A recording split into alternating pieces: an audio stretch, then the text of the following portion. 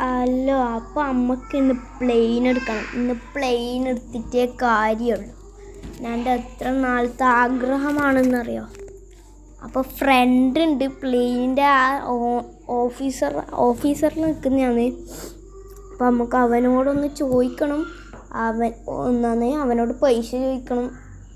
അവൻ കുറച്ച് തരുമെന്ന് എനിക്ക് തോന്നുന്നു. പൈസ അവൻ തരുമായിരിക്കാം. അപ്പം നമുക്ക് അവനോട് ചോദിക്കണം. എത്താനായ ഇവിടെയാണ് എയർപോർട്ടിലെത്തി. അപ്പോൾ നമ്മൾ എടുക്കാൻ വന്ന പ്ലെയിന് നേരെ ഉണ്ടാവും. അതാ ഇപ്പം നോക്കിയാൽ കാണാം. അതാ ആ മഞ്ഞ കളർ പ്ലെയിനാണ് എടുക്കാൻ പോകുന്നത്. അപ്പം അവനോട് അമ്മ എല്ലാം